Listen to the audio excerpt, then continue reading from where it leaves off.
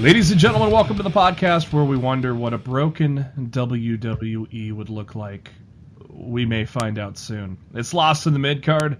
Welcome to an early edition. We took a week off while I moved. I am going on vacation this week, so we got an early Tuesday edition, but fresh off of a go-home Raw for Fastlane this weekend, so we will give you our Fastlane predictions, cover a little bit of headlines over the past week, and get you on your way, get you ready for Fastlane. As always, thank you to SpiderDuck.net for being our host, enabling us to be on iTunes and any of your favorite podcasting apps. What you got to do is search for Lost in the Midcard. Hit that subscribe button. If you've already done so, tell all your friends to do so.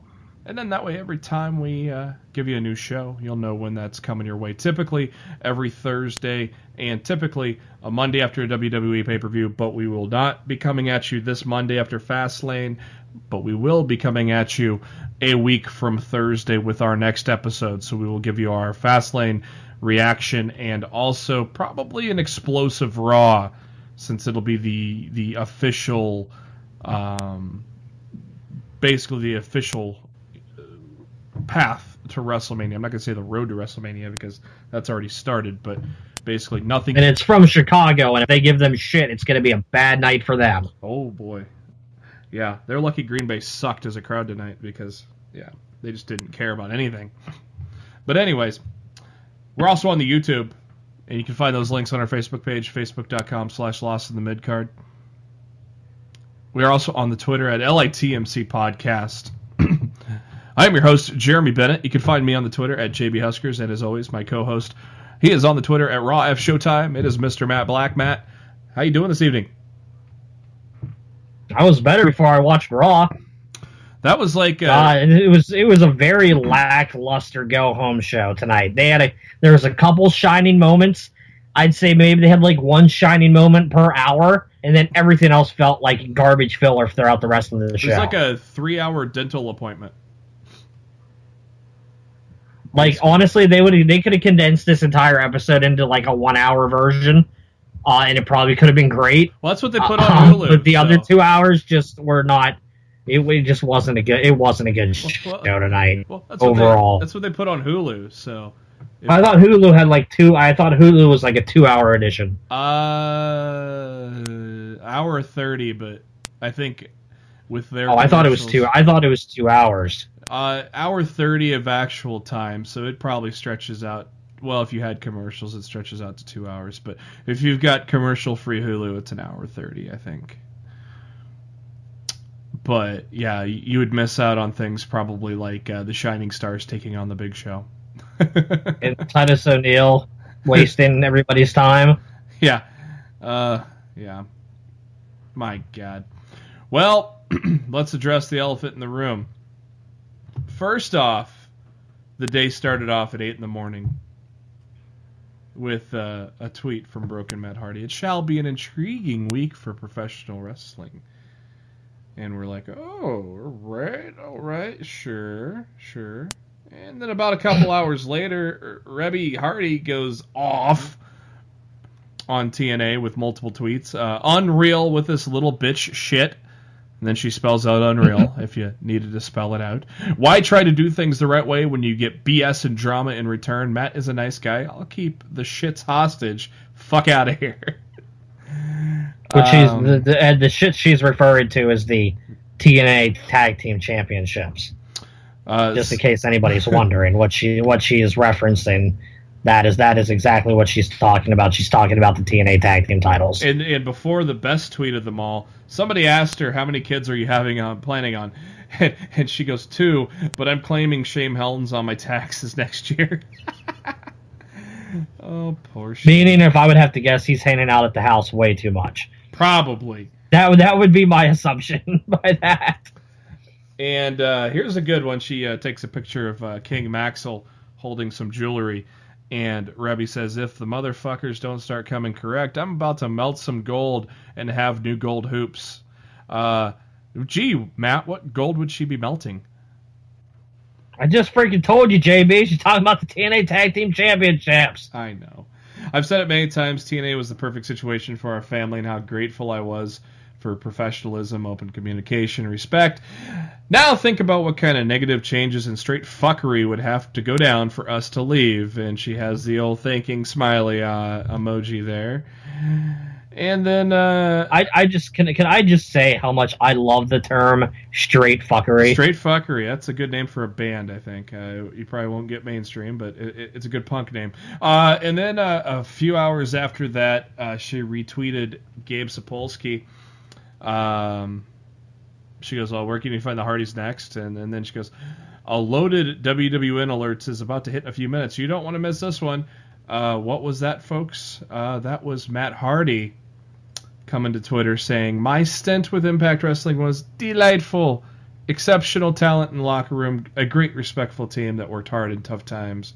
I wish Impact Wrestling all the best going forward, especially the industrious talent. I hope they're all treated with respect and fairness. This was roughly 20 minutes before Raw went on the air, and Broken Matt is free, isn't he? Yeah, well, yeah, I mean, clearly they made no mistake about it on social media today, but, PW Insider broke the news first, followed by Pro Wrestling Sheet. The Hardys are as good as done with Impact Wrestling. Apparently Jeff decided first that he was done, and Matt followed suit, I guess, within the last 24 to 48 hours. They done fucked up, man.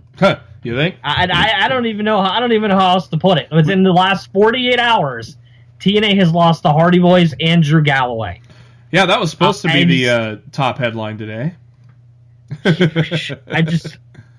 It's unbelievable how bad they could fuck this up.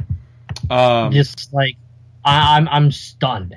Early last night, Drew Galloway with a tweet, thank you, Impact Wrestling, for these past 2 years and everything we've achieved together. I will miss everyone. I will see you down that long road. Do you honestly truly believe we're going to get the Broken Hardys at WrestleMania? They might save them for the night after. Okay. I mean, if me personally, I'd be bringing them in to work WrestleMania. But if you want a giant reaction from the Orlando crowd, you have them return the night after WrestleMania on Raw. I wouldn't wait that long. But who knows what their plan is for either tag team title going into WrestleMania right now. I would hide a piano somewhere in the arena and maybe backstage, and all of a sudden the lights go out and you're in a dark room backstage, and then the lights come on and it's Rebby playing the piano, and then out comes Matt and Jeff, and the crowd goes wild. And I assume that Jeff may own the music. Rebby might own the music, so I'm assuming they own that music, so they could probably play it if they wanted to in some sort of form, don't you think? Well, I'm already hearing that TNA is going to try to take Matt Hardy to court over who owns the broken Matt Hardy gimmick. Good luck with that. Which I think TNA is already fighting a very stupid losing battle on that one, and I think they're going to get their asses handed to them.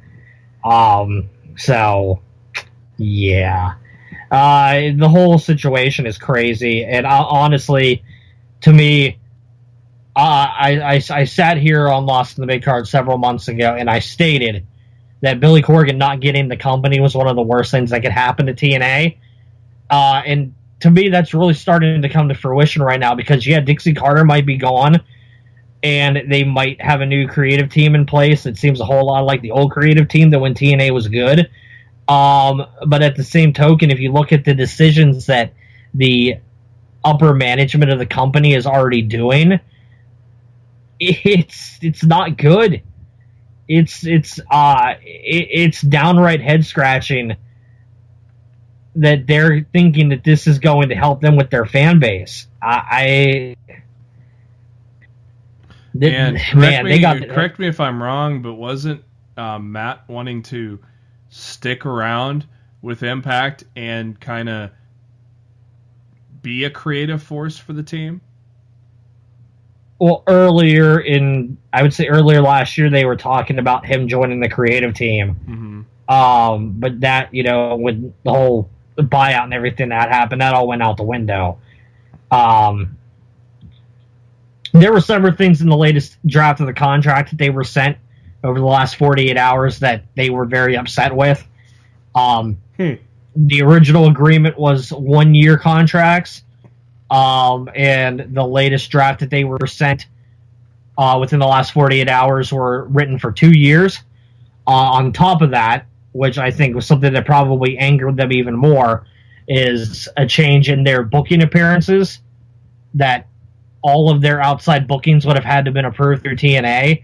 And not only that, TNA would have gotten 10% of everything that the Hardys made on the independents. Probably stemming from the Supercard of Honor show match against the Bucks on April 1st.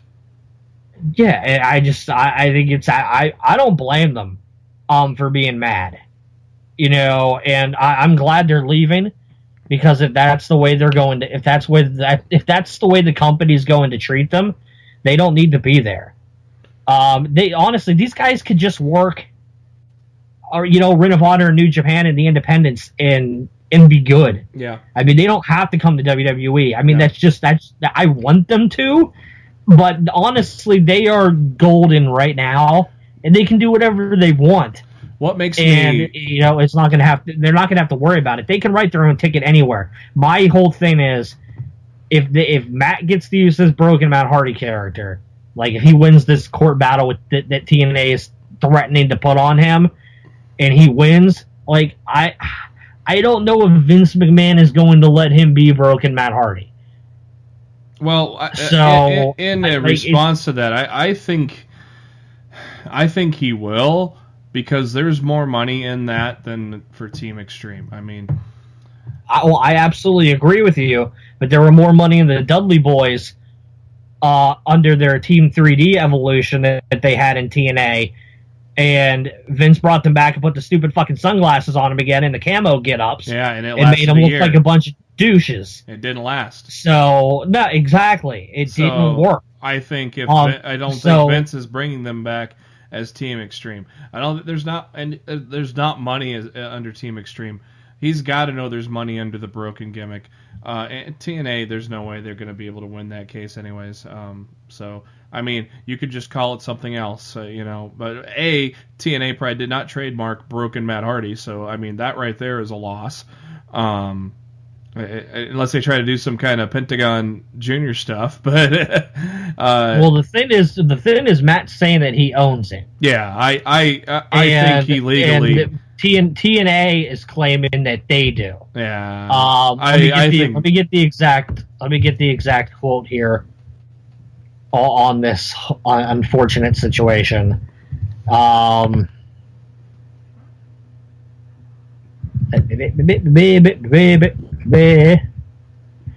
Sources close to Matt tell us his current deal gives Impact the ability to profit off of anything already filmed having to do with any gimmick he used throughout the course of his contract. But once that's over, he retains ownership of his name and characters. However, our Impact Wrestling sources tell us that's not the case at all. They claim the current deal specifically states that their company owns all of intellectual property creations. So it's going to be very interesting where this all goes from here, because it's very obvious that Matt Hardy and Jeff Hardy are absolutely done with TNA as a company right now. Well, that's obvious. So, yeah, hell, if Vince wants him that bad, he'll just buy TNA. I killed him. God, I hope.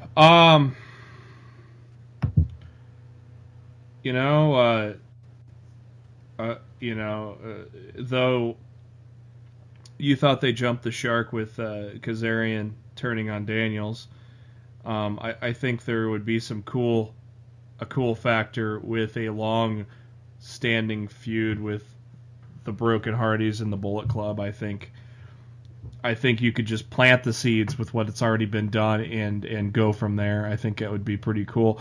It may lead to guys like Jay Lethal taking the side of the Broken Hardys. Well, yeah. If Vince isn't going to let them use the Broken gimmick and Matt doesn't in fact retain the rights to it after this contract expires, which I'm hearing it expires. If it hasn't already expired, it's expiring like tomorrow, or as you're listening to this, it can already be done. But you have to think at this point. There is no non-compete in their deals.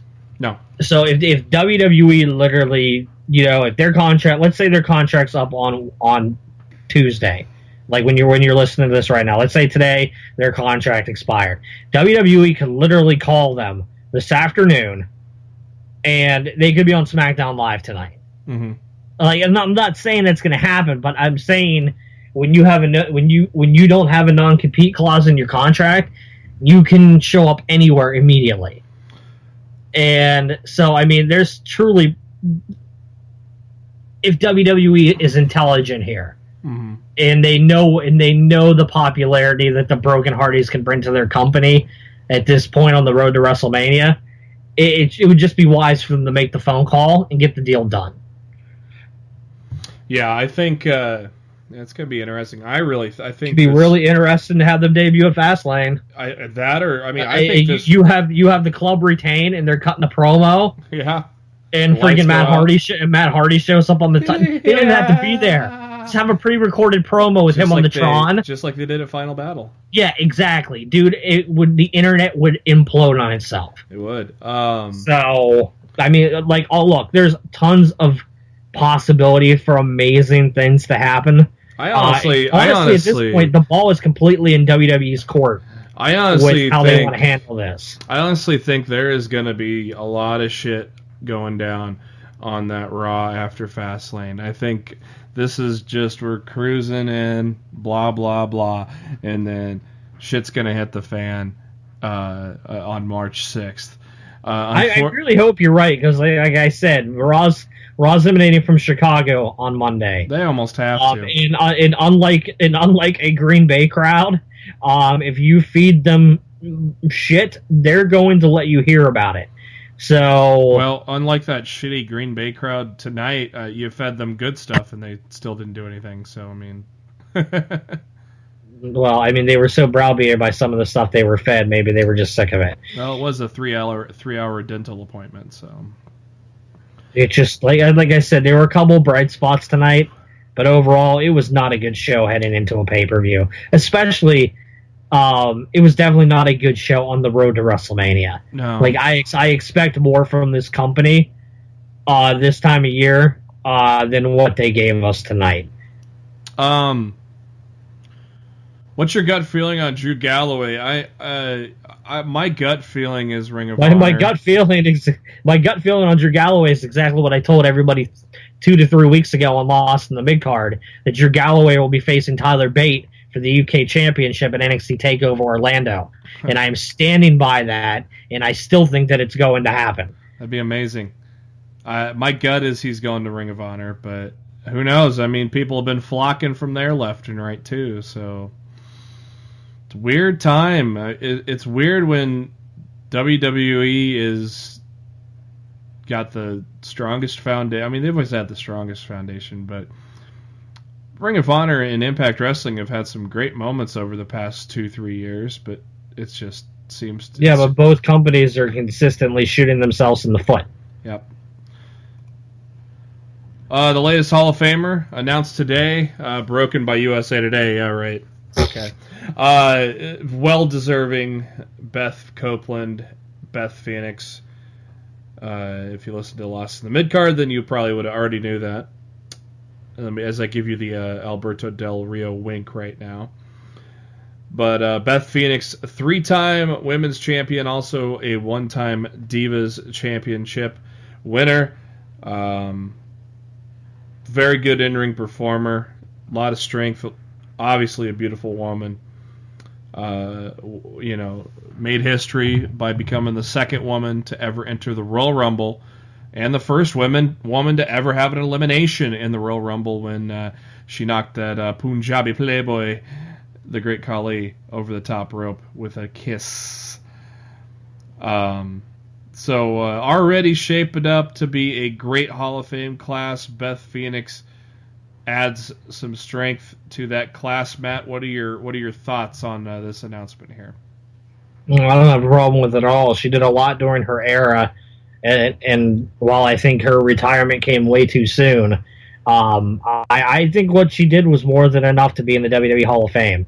If you look at some of the people that are in there already, you really can't make an argument against Beth Phoenix with some of the other names that are in that Hall of Fame right now. Coco you Beware. Just can't. You said not me, Paul. Just keep naming them off. Apparently, I think the celebrity inductee this year. Do you know who it is off the top of your head? Do you know for sure? I've heard nothing but rumors. I don't have anything confirmed as far as the celebrity inductee this year. Kelly was teasing that she's going to induct somebody, and I'm wondering if it's Maria Menounos for the celebrity.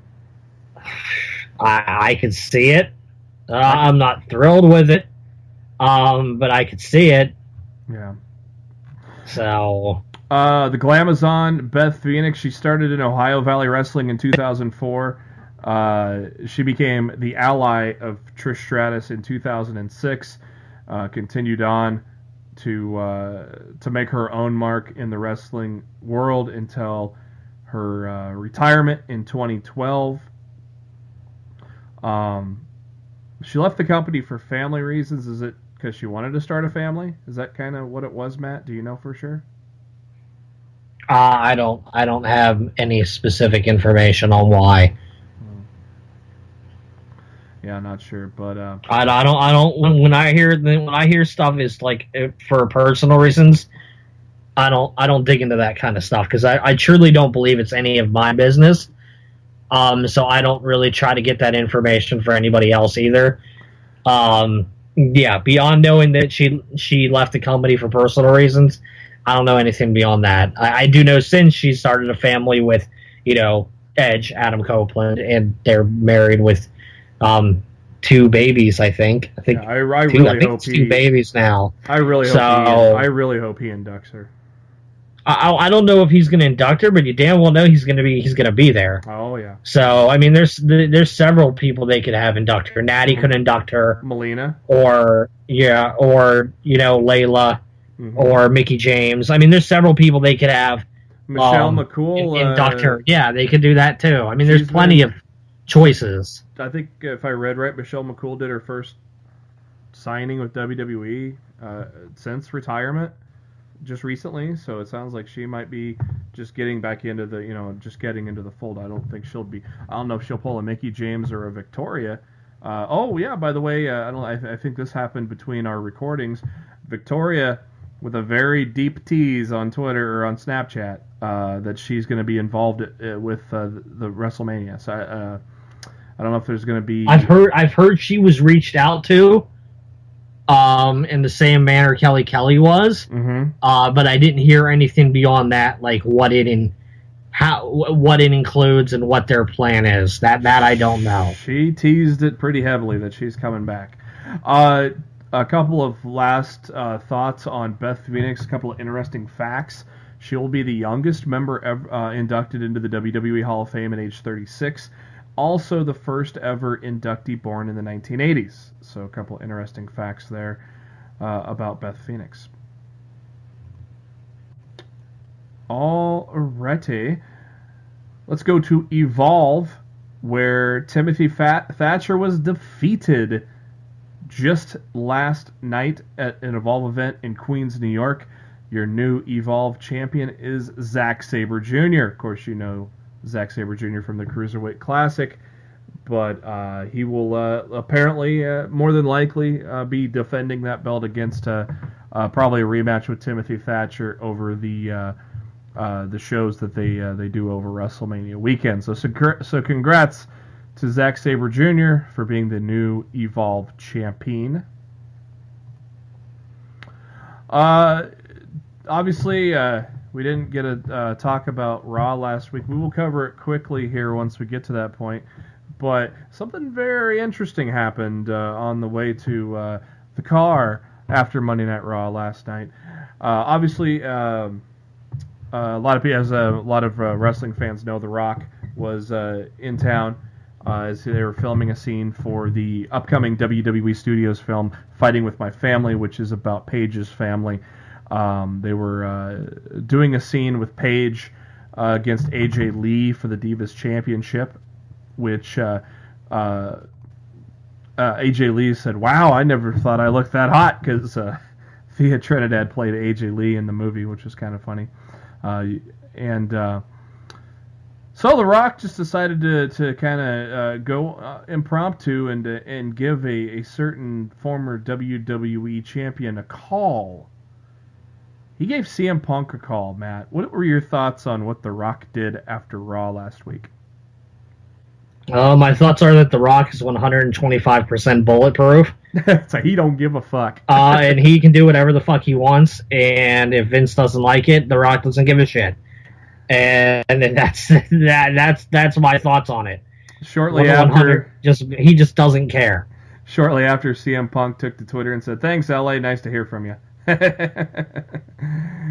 Oh, and for those that were asking whether the WWE was behind The Rock calling CM Punk, the answer was a resounding no. They were not happy at all, especially Triple H. But we're happy. I heard Vince and Triple H were the most upset about it. I wonder why.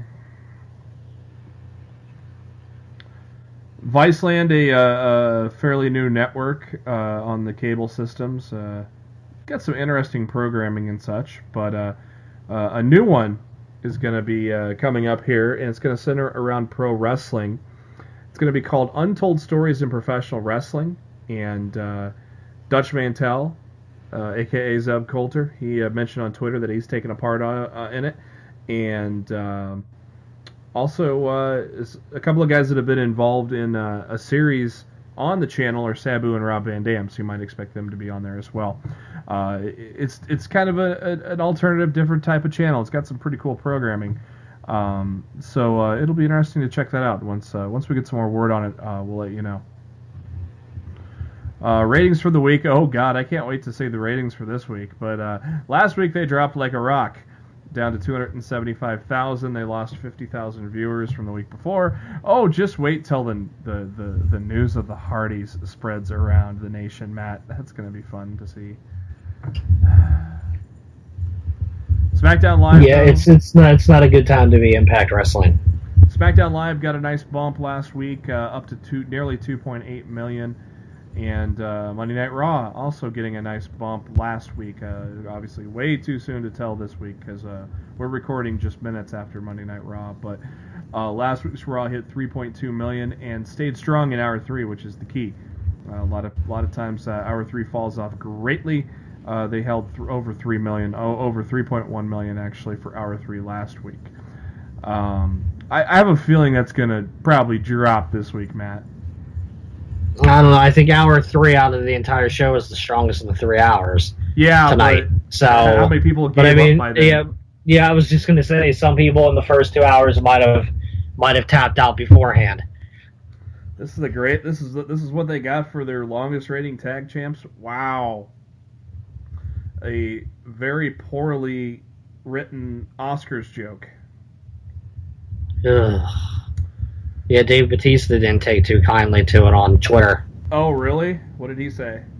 Let me see if I can pull it up real quick. I'll tell you who the happiest guy is in this whole thing. It's probably Steve Harvey.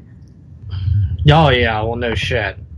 He's off the Schneid now. It's on Warren Beatty. Actually, it's not on him, but they gave the wrong card. Yeah, somebody said that the joke about the Oscars on Raw was a bit forced.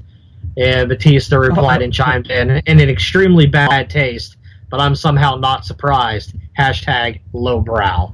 It's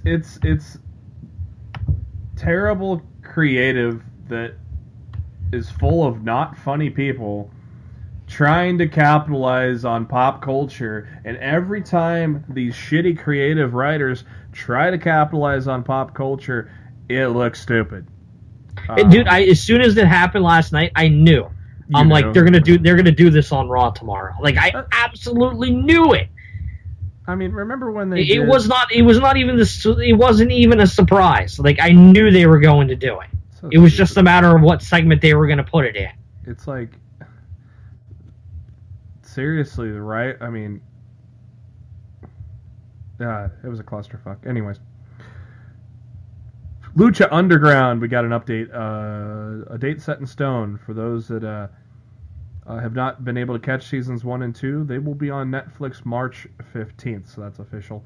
And I hope to God the second half of season 3 comes out right around that time. That way we can get Ricochet into NXT or 205 Live. Yeah, please. Thank you. But take it from me, I love Lucha Underground. It is worth it. So if you're a Netflix subscriber, have not watched it, you're going to get hooked because it's some killer action, great matches. I mean, there was a great match between two guys you probably have never heard of in the names of Dante Fox and Killshot. Killshot has been around Lucha for some time now. He's kind of an ex-soldier. Sniper, obviously, hence the name Killshot. They brought in this Dante Fox guy as a guy that apparently Killshot left for dead on the battlefield. So they kind of tie in the story of that. These guys had a match towards the end of the first half of season 3. I would say probably around the first quarter of season 3. These guys put on a great fucking match, and it's two guys you've never even heard of. So, I've said this on the show before. You know, my greatest worry with Lucha Underground was me being able to separate the characters and have a rooting interest in each one of them. And the writers do a phenomenal job on this. I'm sure Krista Joseph has something to do with that, a big part to do with that. But also Matt Stryker and Vampiro. They are a great announced team, and they paint the picture well for these guys. So definitely March 15th, if you're a Netflix subscriber, go get yourself a little Lucha Underground. Happy 3rd birthday to the WWE Network. I'd say it's got a couple of things you can watch, right, Matt? Yeah, just a couple. Just a couple? Cuppa? We'll talk about Naomi. Speaking of Kappa, they didn't tease that fucking Enzo and Cass breakup tonight. Oh, well, we knew the barbershop window crash was going to happen sooner or later with this, right? Naomi, of course, looks like it might be sooner than you thought. Yeah. Naomi, of course, unable to compete for about 2 months due to her knee injury. So replacing her in the match at Madison Square Garden, none other than Asuka. It's going to be an 8-women tag match. Alexa Bliss, Mickie James, Natalya, and Carmella take on Nikki Bella, Becky Lynch, Tamina, and now Asuka. So pretty cool to see Asuka now in that loaded Madison Square Garden card. If only there was a place to put that show live, Matt. I just hope that's a sign of where she's going to end up when they bring her up.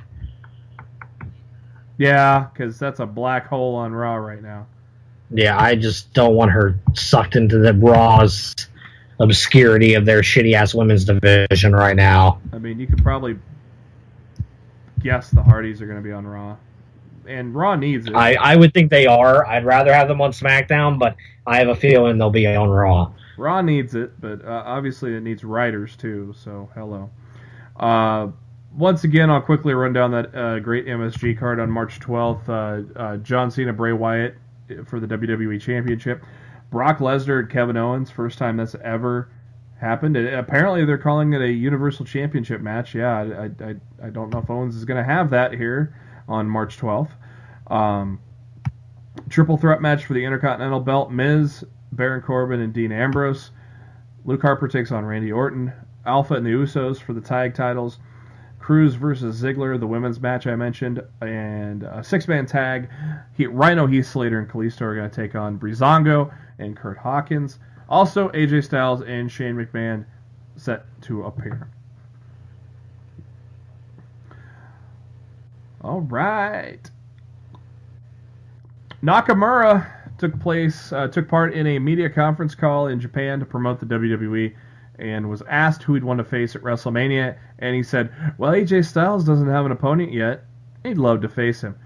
And if you followed Styles and Nakamura on Twitter, you know they've been going back and forth a little bit. Matt, is this them trying to create something, or is this them kind of just teasing it because it's going to happen?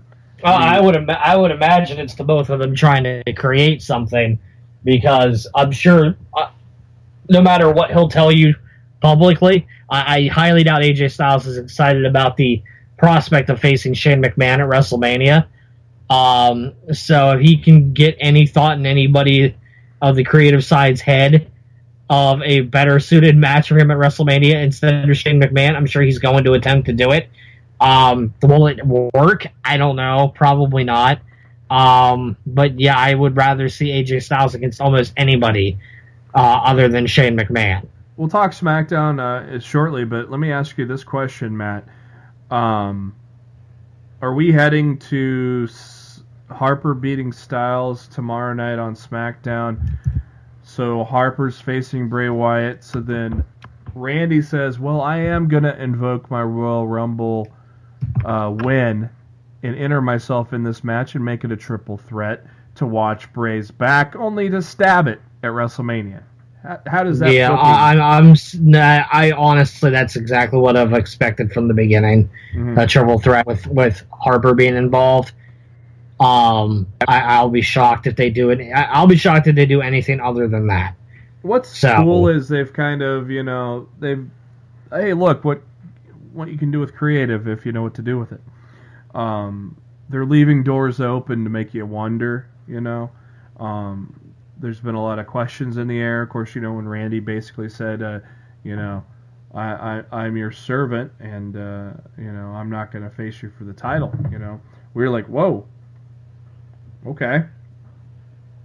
Didn't see that coming, So the SmackDown side of things has been very interesting, left the door open. And to me, it's like, well, this is weird, but part of me is like, well, AJ Styles has been so successful. He's made Vince a lot of money this year. Maybe Vince changes gears and it's Bray Wyatt against AJ Styles in the main event of WrestleMania because AJ Styles deserves it.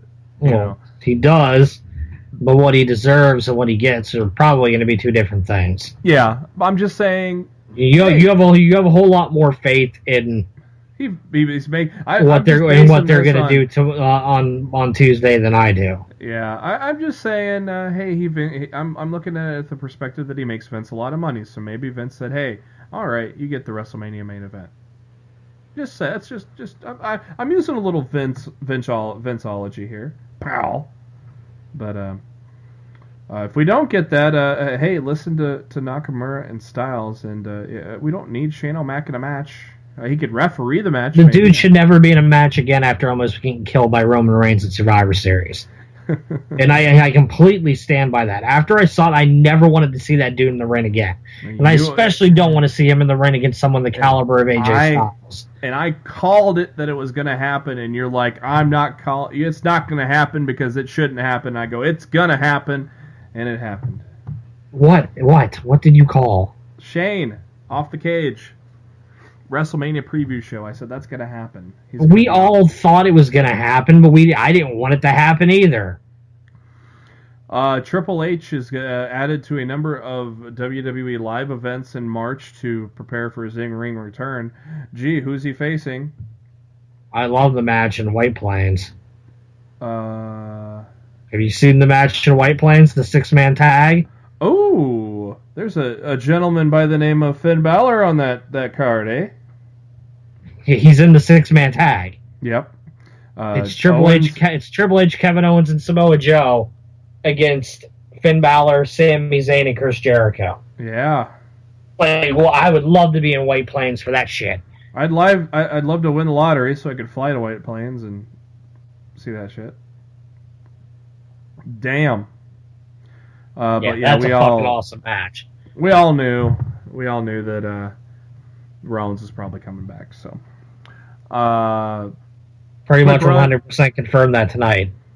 Quick rundown of NXT. I didn't get to watch it yet. I'm doing the moving and such. But your new number one contender is Peyton Royce. She defeated Liv Morgan and Ember Moon in a triple threat match. And so this week on NXT will be Peyton Royce and Asuka. And also DIY will take on the Authors of Pain. Mark Andrews took on Pete Dunne. A couple of UK tournament guys. How did that one go for you, Matt? It was a good match. I mean, it was there. I mean, it was a good match, showcasing two of the brighter stars out of the UK division right now. And the main event of the evening was Bobby Roode and No Way Jose. And how did the main event look for you? It was fine. The debut on TV or the return of Cassius Ohno. So what did you think of the Ohno return on NXT? Do you think him and Roode can be a good feud? Oh, it absolutely could be a good feud if they let it. I mean, who knows what their plan is. I don't know if it's going to be, long term or not. But I mean, it can definitely be. It can be great if they let it be great. So we'll wait and see how it goes. I did enjoy the "Oh no, if that is your real name" line from Bobby Roode on NXT. I thought that was funny. It popped me. So. Oh no, you don't have to be a hero. Wink. They got the word he like his new theme song in NXT is called "A Hero's Welcome." Oh, of course. So did you notice? I know you noticed because you retweeted it, I believe, at LATMC podcast. WWE using the word "broken" tonight. Yeah, well, I retweeted that because freaking Sasha Banks commented on it. Yeah. Freaking Sasha took that tweet and retweeted it at WWE and said, "You're not at Matt Hardy brand, and I will never be broken." Ah, yeah. So wonderful. I guess Sasha said, "Hey, the guy's not under contract anymore. I can't get in trouble for this." Dummy. So, yeah. Oh, and Matt Hardy, actually, breaking news, Matt Hardy just responded to Sasha Banks on Twitter with the smiling Matt Hardy gif, which I will retweet for everybody to look at that. Oh. That literally just happens. So that's fucking fantastic. Oh, I just saw it. That's awesome. That is awesome. Yes. And Matt took to Twitter during, just right when Raw was kicking off. "I have never been more awake. The creative renaissance is merely beginning. Anything is possible in my broken universe. Anything." Oh man, TNA, don't even try fighting it. You're gonna go down to like 100,000 viewers, if that. They're in a lot of trouble, dude.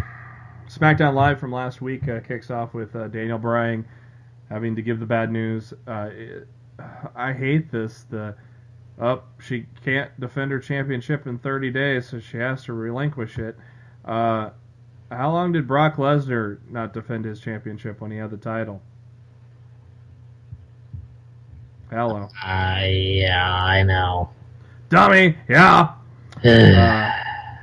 So it was sad. Naomi's going to probably miss WrestleMania. She will, I believe. It's 2 months, so that's end of April is probably the golden the earliest that she can come back is the end of April. So unfortunately, it's tough because she's going to miss WrestleMania in her hometown. I don't know if she was going to be champion going into it. That's hard telling, but God, it's just tough. And you know, Daniel Bryan given the news, and he had to do it himself back in the day too. So.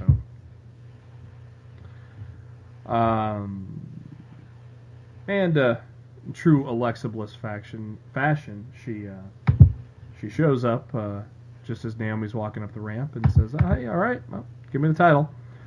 And Daniel Bryan goes, "Well, you do make some good points, but we're not going to do that." But Naomi's not ready, but we know somebody else it is, and Becky Lynch's music plays. So we are going to get ourselves a SmackDown Women's Championship match right off the belt. Alexa Bliss, Becky Lynch. Weird match, Matt. Weird ending. Like a throat thrust and a roll up and pulling of the tights, and that was it. I'm like, huh? Is that kind of how you felt? I mean, it wasn't that short. It is a decent length match. It was a 9-minute match, but I mean, the ending was like. And Mo Bliss cheated to win. Yeah, I was fine with it. Yeah, dude, you don't chop someone in the throat.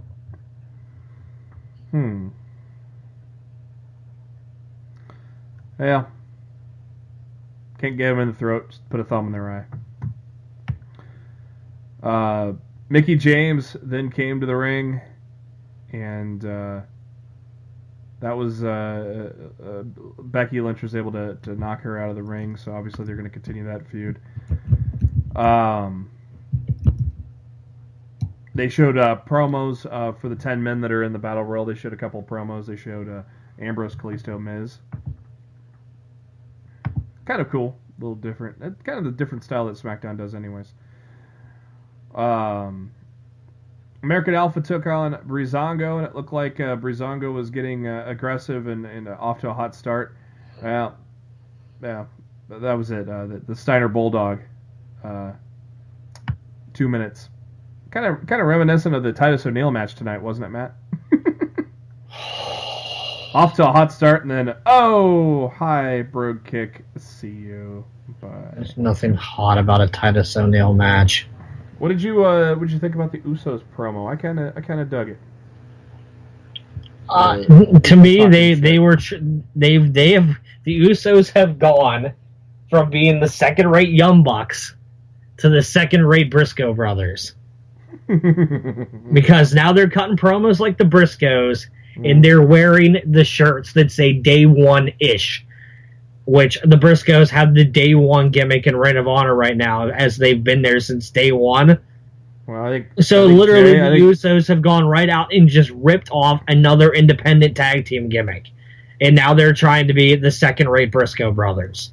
It's beyond ridiculous at this point that these guys can't do their own fucking gimmick. Yeah, I didn't really catch that, but... well, you haven't been watching a lot of Ring of Honor lately. No. But obviously the first guy to come out of that curtain in a Ring of Honor show was Jay Briscoe. So. They did promos from AJ Styles, Dolph Ziggler, Mojo Rawley, and Luke Harper for their little promos getting ready for the Battle Royal. And nice pop for Luke Harper. I think that guy's getting over a little bit, which is awesome. I mean, the match he had with Randy Orton was phenomenal. So I can only imagine what him and AJ Styles have in store for us on tonight's SmackDown. Nikki Bella was interviewed by Renee Young ahead of the Falls Count Anywhere match between herself and Natalya. What did you think of the Falls Count Anywhere match? Besides the obvious setup of the tag match we've been talking about, what did you think of the match? Yeah, I thought the match itself was great. I was disappointed that they couldn't give us a clean finish before moving on to clearly the mixed tag match that we're getting at WrestleMania is like 150% confirmed at this rate. I saw John Cena being interviewed for some magazine or show or something, and it sounds like he's less than enthused that this is what they're doing. Oh, really? Yeah. I had not heard that. Do you have a quote from Mr. John Jack Cena? Give me a moment. I might be able to. Yeah, I will filibuster as you look through that. Dude, that's hilarious to me. It's the fact that he's upset about it, because honestly, I thought it would be something that he would be for, especially if Nikki's not going to be working much in the future and is going to kind of go on a part-time schedule due to her neck. I thought this would be a match he would actually want to do. So to hear the fact that he might actually not be thrilled about it is very intriguing to me. I'm very curious to know more. Yeah, the quote he gave was quite interesting. I'm sure I can find it because, yeah, you know. But speaking of that match with Nikki and Natty, God, how about that freaking Alabama slam on the table and it didn't break? Oh, it's pretty damn stiff. That had to hurt. You know, I'm gonna. God, I wish I know where I found it. I thought it was in the kind of like a bunch of news articles for Sportskeeda, but I'm not finding it there. I'm wondering if I had not seen this anywhere. I think somebody put it on, somebody might have put it on Facebook. Hey, yeah, his quote was kind of like, yeah, I'll be the team player, you know, kind of deal. Aha, here we go. His quote, he was asked about the likely mix. This was Sports Illustrated today. Interview with John Cena. Asked about the likely mixed tag match at WrestleMania. He goes, I know people have a perception of who I am. There's nothing I can say in this interview that changes that perception. But I'll say this. I don't pitch ideas. I don't go and say, this is what I'd like to do. I've had tremendous success in being a versatile poker player, if that's a good analogy. I get my hand told to me, and I play it the best I possibly can. To me, that doesn't sound like he's thrilled. Probably not. Well. Oh well. Well, you're not going to be a 17-time world champ at WrestleMania. Should have been a 16-time world champ at Royal Rumble, but I digress. Yeah, did he really need that title for 2 weeks? Yeah, that just made that whole tying the record thing so worthless. Because he didn't deserve to be in the match. But it was a great match, at least. But yeah, once again, Maurice is in the middle of the feud backstage, and then later on comes out with a lead pipe and goes to town on Nikki's leg. And The Miz came down and pulled Maurice off of Nikki. And they're like, wow, Miz is the voice of reason here. How about that? Blah, blah, blah. But, if you didn't believe us, and I don't know why you wouldn't, but if you didn't believe us before, you probably want to believe us now that tag match is happening. We did get to mention this last week, but Diamond Dallas Page, of course, we've said it on the show before, but Diamond Dallas Page was last week's inductee announcement for the Hall of Fame. Clearly, inside the ring, outside the ring, well deserved. Matt, what are some of your quick thoughts on Diamond Dallas Page? Oh, dude, they could have put him in years ago, and I wouldn't have had a problem with it. Definitely deserving for his WCW career alone. Mm-hmm. But what he's done for two recent Hall of Famers, and Jake Roberts and Scott Hall, he honestly could go in just for that. For some of the people that are in the Hall of Fame for what little they've done for the company, that total Hall of Fame worthy. Very happy to have him in there. Honestly, I think the class this year, like I've probably already said this before on the show, but I feel like the class this year is worlds better than what they gave us last year. This is definitely a Hall of Fame that I am very much looking forward to watching and listening to all of these people get inducted. I think it's going to be pretty great. I would love to see Scott Hall and Jake Roberts induct him. I'd be cool with that. I don't know if that's the way it would go, but that would be perfect. Both recent WWE Hall of Famers. I think that would be perfect. Have them two guys induct DDP. That would be perfect.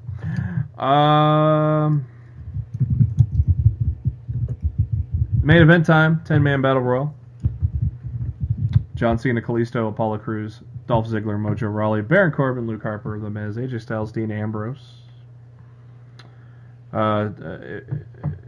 If you're a betting man, you bet on Mojo Rawley to be the first one eliminated. You probably didn't make any money because the odds were astronomically low or high or whatever you want to call it. But Mojo out first, Kalisto out second. Ziggler gets eliminated by Crews, but Ziggler then goes to town on Kalisto, which distracts Crews and enables Baron Corbin to toss out Apollo Crews. Miz eliminated by John Cena. Gee, let's further that one a little bit. Dean Ambrose eliminates Baron Corbin, so for the second time now, Dean Ambrose has screwed Corbin out of a championship consideration. So obviously then Corbin pulls Ambrose out of the ring and hits the end of days on the floor. And then Miz goes and dumps Cena over the top rope because he's pissed off. Dean Ambrose is laying there beaten, so that was easy pickings for Luke Harper. And so now we're down to AJ Styles and Luke Harper. I don't think that was a tie, Matt.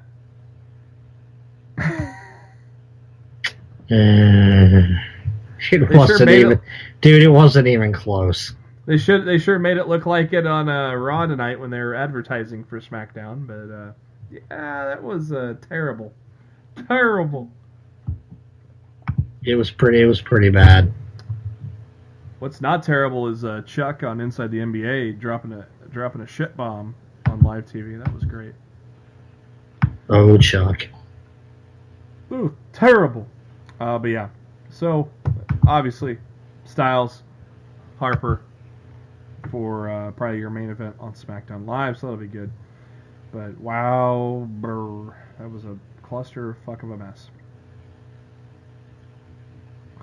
Real quick recap of last week's Raw. I thought Kevin Owens did a great promo in the middle of the ring.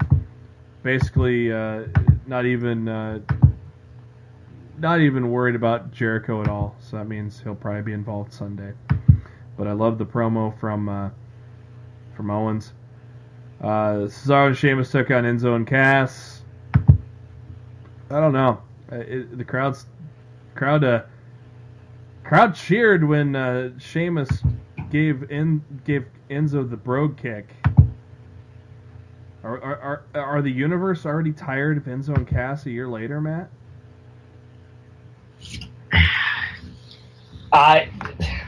The problem is the WWE creative team is purposely making Enzo annoying by giving him the same shit to spiel every week. Enzo's a much better guy on the microphone than this. He's got and so much creative. And it's really WWE, in my opinion, sabotaging Enzo's career in favor of Cass. That's my opinion, and I'm sticking to it. Well, it makes complete sense to me. But Brian Kendrick and Akira Tozawa never got off the ground because Tozawa refused to shake his hand, and that just ended in a cheap shot and the captain's hook, so that never got started. Roman Reigns took on Anderson and Gallows again, and other Let's Bury the Tag Champion Club members. Why did we have to do this again? I don't know. At least they didn't do it tonight. Give them that. At least they didn't do it 3 nights in a row. Well, in this, we have nothing for you at WrestleMania, so we will make you the hosts. The New Day were announced as the hosts of WrestleMania. I guess it's better than putting them in a shitty feud, because, I mean, that's what I guess. I don't know. What do you think, Matt? Oh, man, I don't know, dude. Handsome Rusev and Jinder took on the New Day. That lasted all 3 minutes. And, yeah, and this whole... Well, this was the whole tablet situation, and Lana hacked into their tablet to steal the secrets, and Jesus Christ, the creative for the New Day is complete shit. Video package aired for the late great George the Animal Steele. Really cool package there for that guy. Probably one of the nicest guys in professional wrestling. Vince McMahon said so himself on Twitter there. Then we had a contract signing for the Cruiserweight Championship match. I thought that was very solid. A good way to build towards the match at Fastlane. Nia Jax killed a jobber again. Bayley addressed her women's title victory. Of course, Stephanie is telling her she should relinquish it because, Sasha helped her cheat to win. And I don't know. I thought it was an okay segment there, Matt, but it was freaking long to me. Yeah, I thought it went a little too long, but I still thought it was solid. I thought Bayley did good here, though, where sometimes it seems like she isn't quite comfortable with what she wants to go, what direction she wants to be. That might just be creative being shitty. Who knows? But this led to Charlotte and Sasha, and Sasha got the bank statement with the win in 10 minutes there. Kevin Owens and Sami Zayn, well, that didn't happen as well, it did happen. It just lasted 2 minutes as Samoa Joe beat the shit out of Sami Zayn before the match. Also, they showed a graphic on the screen in memory of Ivan Koloff, and so we lost a couple of great wrestlers last week, unfortunately.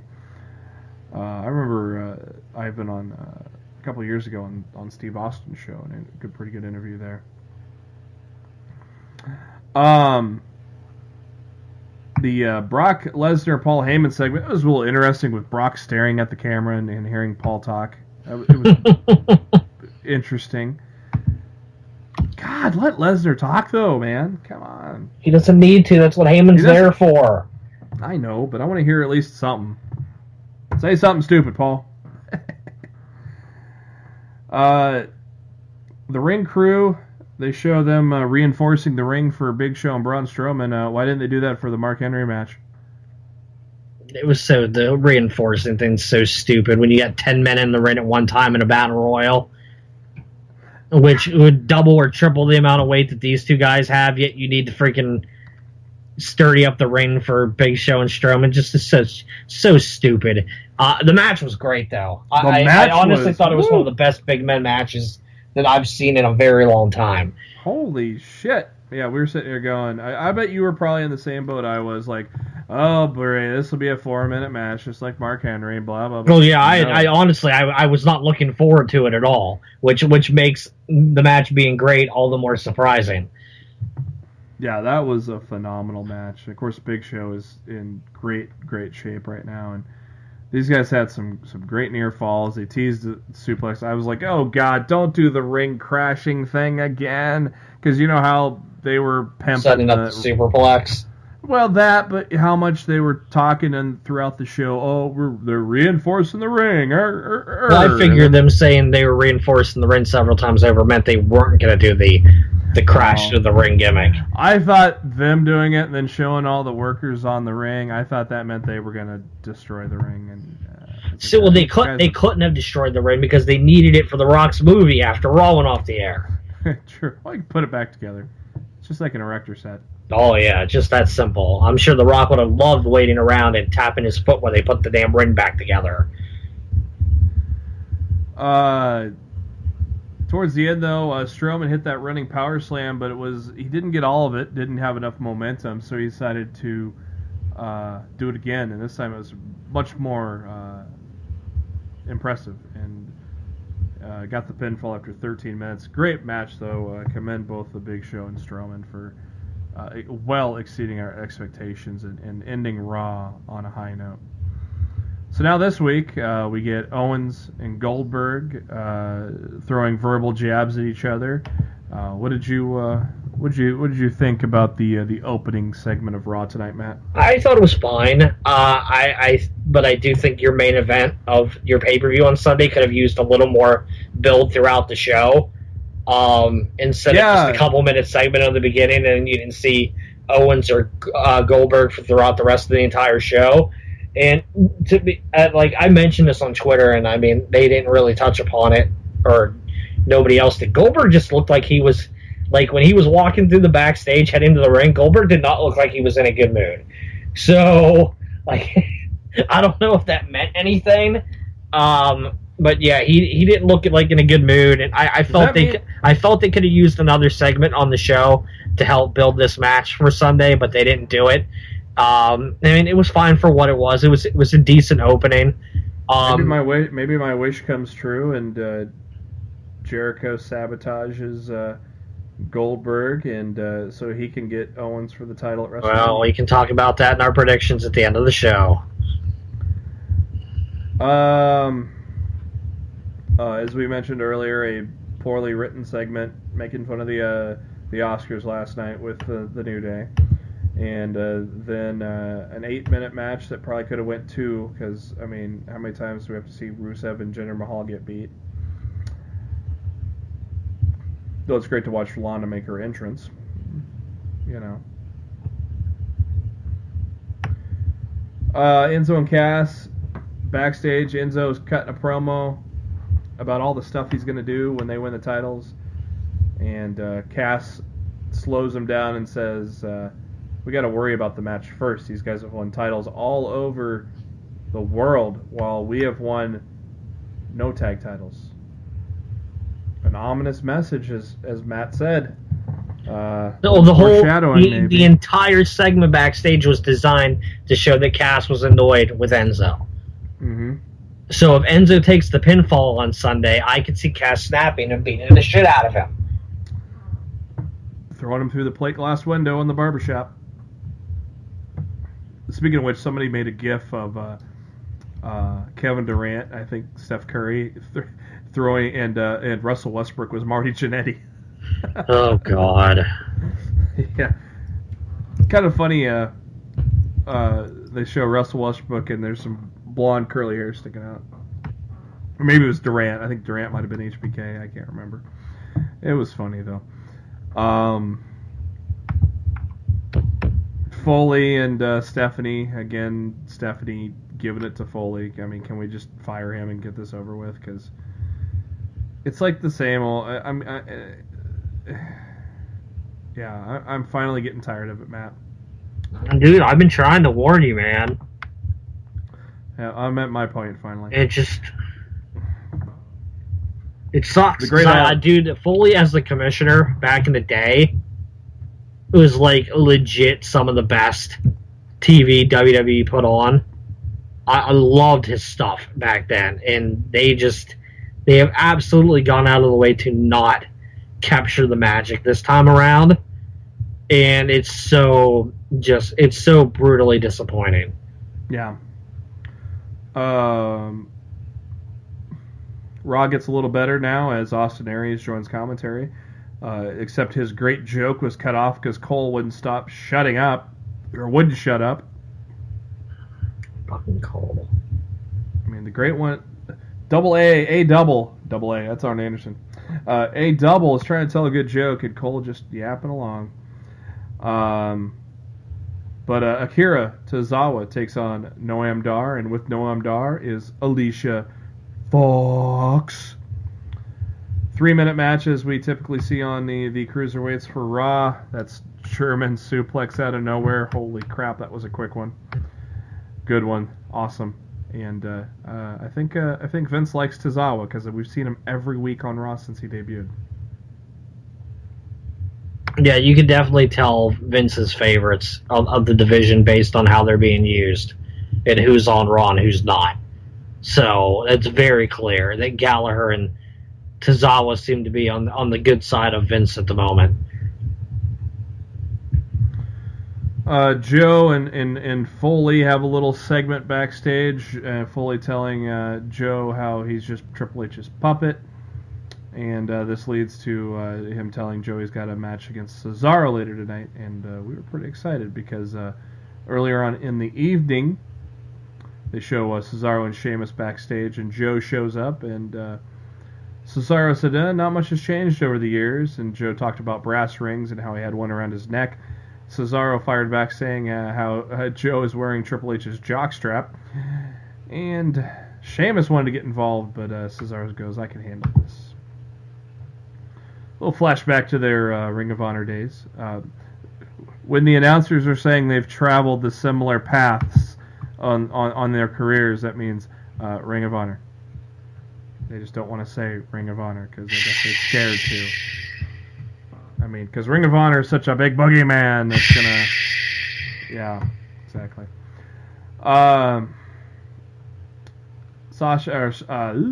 Charlotte came out with Dana Brooke to cut a promo. Basically bragging about how Bayley's a one-hit wonder and she is 16-0 in pay-per-view title matches, so that she's going to make it 17-0. Bayley came out. Charlotte continues to call her a cheater. Bayley says she's a champion. Sasha comes to back her up, and Sasha then says, hey, we're supposed to have a tag match. It's supposed to be right now. Charlotte says, but my protege is not my partner. It's this girl, and none other than Nia Jax. Maybe and everybody groaned. Maybe I didn't groan for this fact. Maybe Dana Brooke's gonna reunite with Emma. Anything's better than being stuck in this feud from hell right now.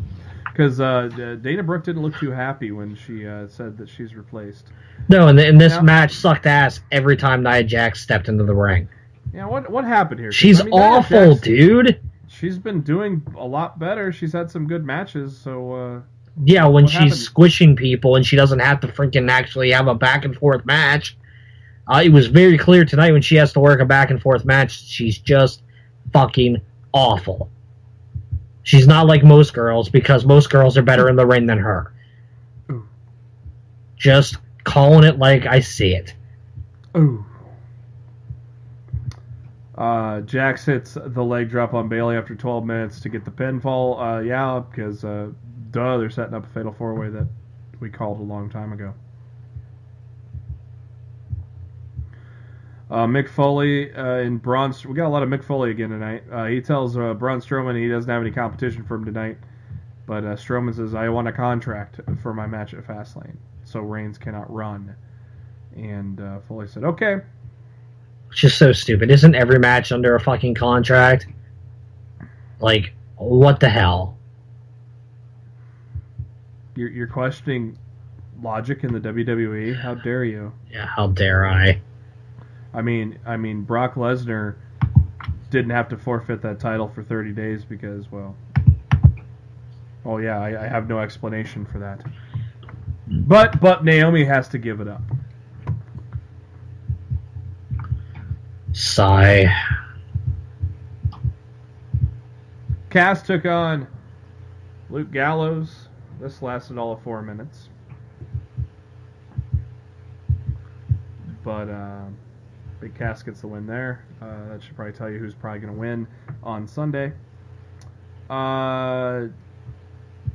Apparently, Sheamus and Titus O'Neil had a tiff on Facebook Live that led to a 30-second match where Titus was all over Sheamus until a bro kick. And good night.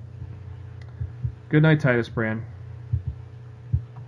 How about just go away, Titus Brand? How about that?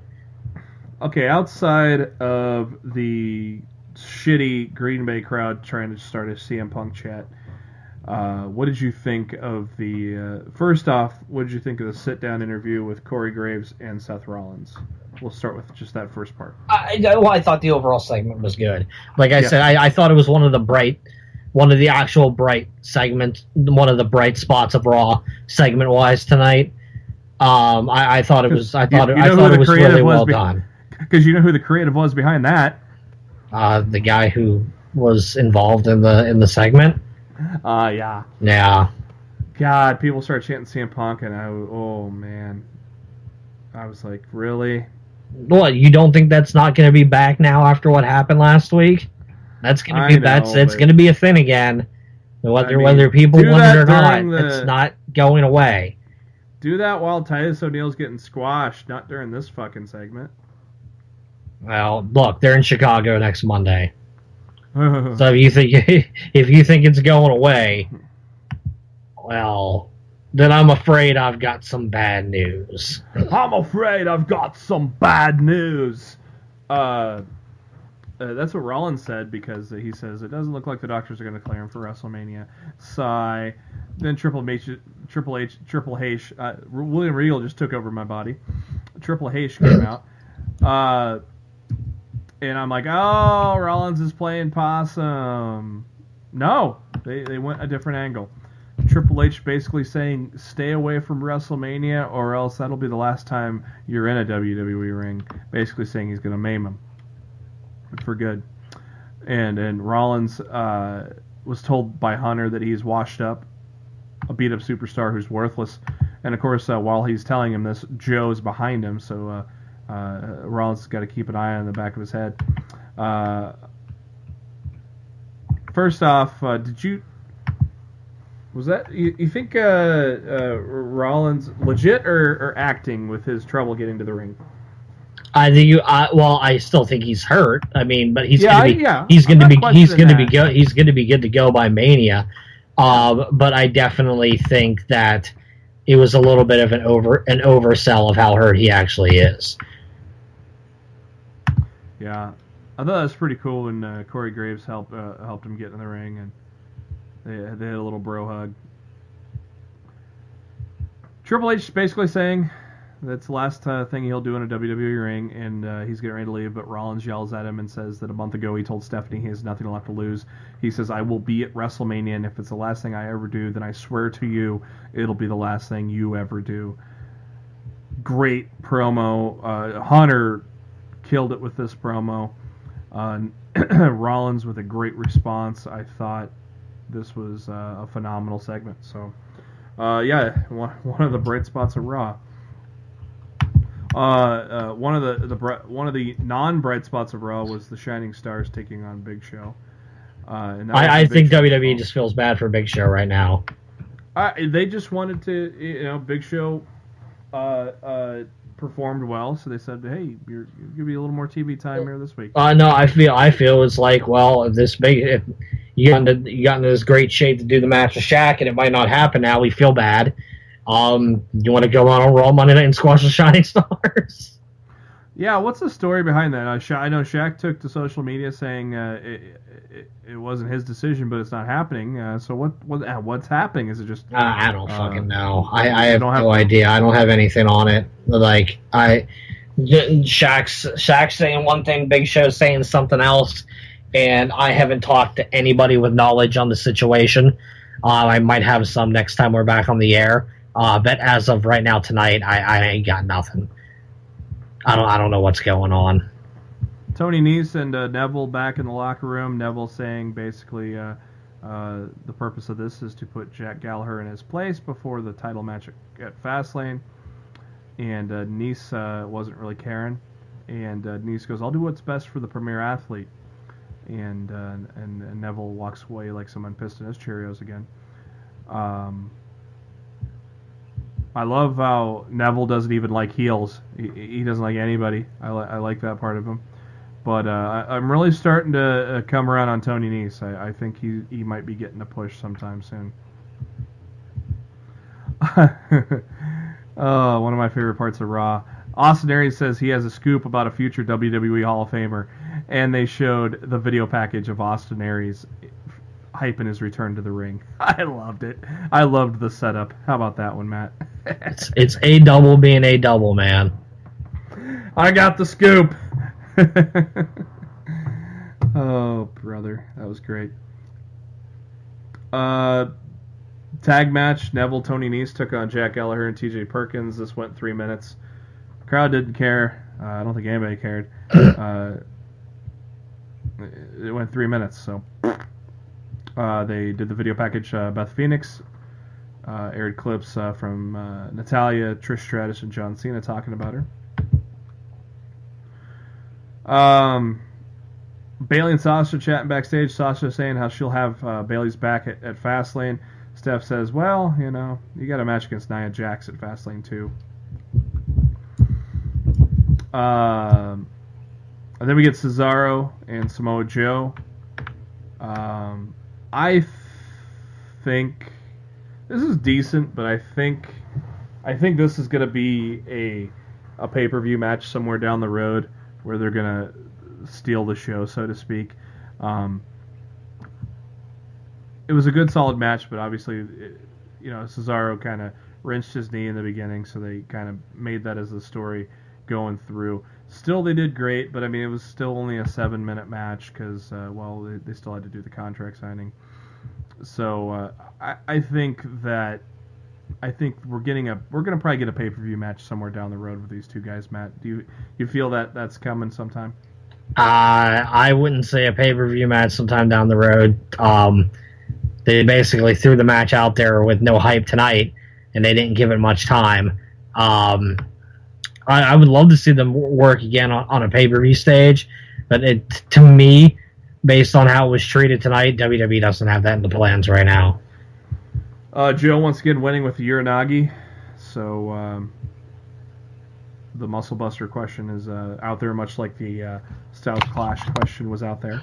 Yeah, but like I told somebody on Twitter tonight who brought up the AJ Styles comparison, at least on night one, Styles was teasing the Clash.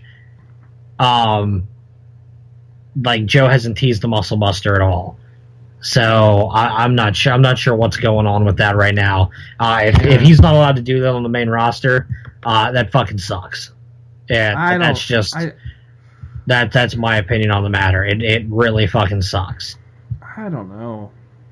What, you don't know if it sucks? I think it sucks. No, I don't know why. I don't know why he wouldn't be able to do it. I mean, he did it all throughout NXT.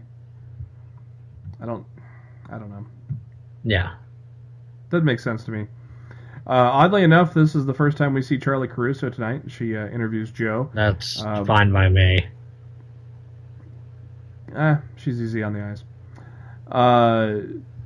Before they get too far into it, Sami Zayn's music hits, and Sami does what Joe did to him, and they have a nice little brawl off the stage there, and nice little dive there by Zayn onto Joe after security was holding him back. I thought that was pretty cool.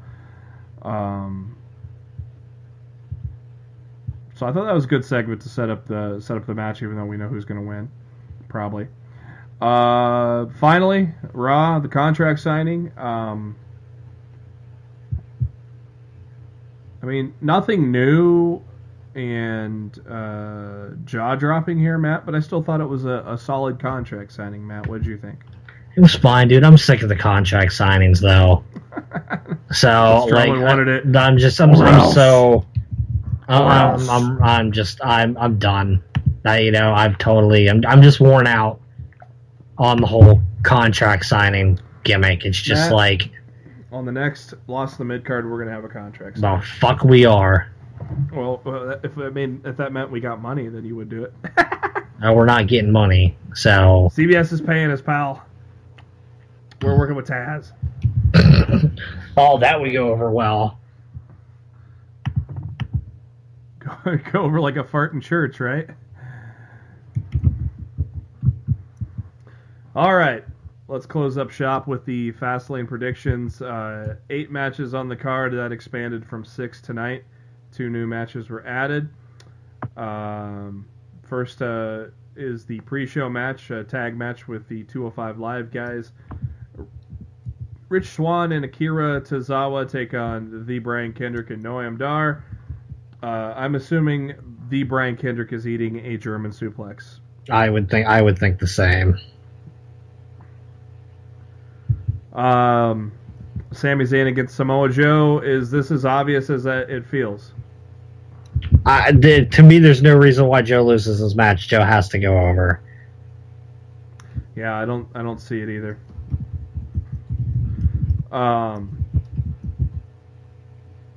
Sasha Banks, Nia Jax. God, I'm gonna. I'm gonna go Nia Jax here, Matt. I want Sasha to win. But I'm sure as hell not confident on that. Nia Jax tonight just reaffirmed everything that I've thought about her for months. She's fucking brutal, dude. She really fucking sucks. Is it obvious for the Raw Women's Championship that Charlotte Flair is going to go to 17-0? Yes. And her first blemish is WrestleMania? Yes. I agree. Gallows and Anderson against Enzo and Cass. I guess the good news of this is we both are pretty confident that the club's going to retain. I do believe the club retains. How do you see the Cruiserweight Championship going down with the champion Neville taking on the gentleman Jack Gallagher? I think Neville retains. Yeah, they have built Neville to be a badass. Part of me thought, well, they've been hot potato in that Cruiserweight Championship, so put it on a face and then have Austin Aries turn heel because he's a dirty heel. He's already a heel. Yeah. Well, no, I have him as he's interviewing him, clock him, and challenge him for the title at WrestleMania. Maybe. But I don't. I think the way they're built now, they built Neville. I mean, I didn't think he was going to beat Rich Swann, but now that he has, I think the way they're building him, I think they're going to keep the title on Neville. Roman Reigns against Braun Strowman in a battle of Vince McMahon erotic fantasies. Wow. I'm at a loss on this one, Matt, because these are both Vince's golden boys. To me, if Roman, I smell no contest. Yeah, I no contest would make sense, but to me, if Roman and Taker is still the plan for WrestleMania, I feel like Roman has to win. So, I don't know. I really don't know. I just don't see. They could do a cheap count out, I guess. They could do something like a spear through the barricade like they did before, and somehow get a cheap count out. But at the same time, I mean, how many times has Strowman gotten up from that? So having him lose to a 10 count to that is kind of stupid. So this is one of those. I'm telling you, if you guys can't tell, we're not looking forward to Fastlane on Sunday. We're really not.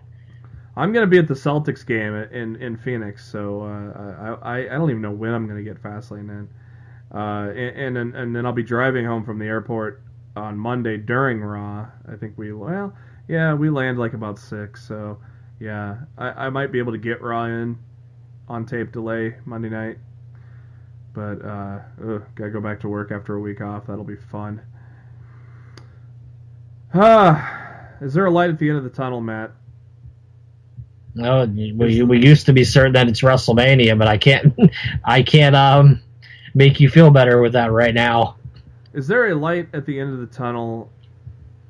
Are we gonna get the gift of Jericho to get the title out of the Goldberg Brock Lesnar picture and get what I personally have been wanting all along, and Kevin Owens against Chris Jericho at WrestleMania for the title, meaning Kevin Owens defeats Goldberg somehow on Sunday?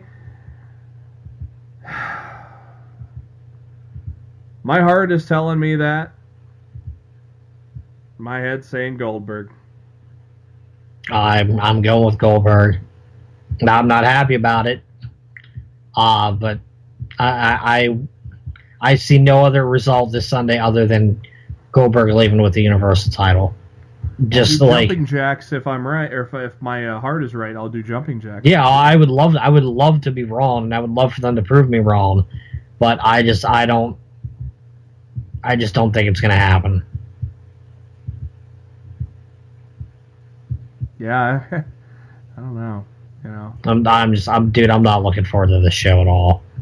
I see a correct. That's because Ross just shitty compared to SmackDown, and we got many exhibits to prove that case for sure. But with that said, that's going to do it for Lost in the Midcard. Thank you to SpiderDuck.net for being our host, enabling us to be on iTunes and any of your favorite podcasting apps. Just do a search for Lost in the Midcard and hit that subscribe button. That way you know every time a new show comes your way. No post-Fastlane show, but we will be back at you a week from Thursday on our regularly scheduled programming there. You can also subscribe to us on YouTube, and links to all that on our Facebook page at facebook.com/lostinthemidcard. Make sure to follow us on the Twitter too. We share a lot from the pro wrestling world at LITMC Podcast. Matt is on the Twitter at Raw Showtime. I am on the Twitter at JB Huskers. And Matt, what are your final thoughts? Sure as fuck hope Fastlane's better than I think it's going to be. Yeah, I don't know. What would make you say, wow, that was a good show? Correct creative direction, which I don't think they're going to be able to do. But they can prove me wrong, so I'm just going to hold my breath and hope. What would be, what would you call, what would make you happy for creative direction on Sunday? Dude, we don't have the time right now to go through the entire everything that's wrong with the goddamn Raw brand right now. But I will say, if you want to at least have the show end without a sour taste in my mouth, it would be with Kevin Owens somehow retaining the fucking championship, which I don't believe is going to happen. So prove me wrong, Vince. Yeah, what worries me is how Goldberg dispatches Lesnar so quickly. How can Owens even do it? But Owens is more cerebral, and he's got a cerebral assassin on his side, so maybe there's a little crack in the door. Well, not holding my breath on it, like you just said, but there's some glimmers of hope, but I don't know. For Matt Black, this is Jeremy Bennett. Thank you for tuning in to Lost in the Midcard. Enjoy the fast lane. We will be back at you in a week from Thursday.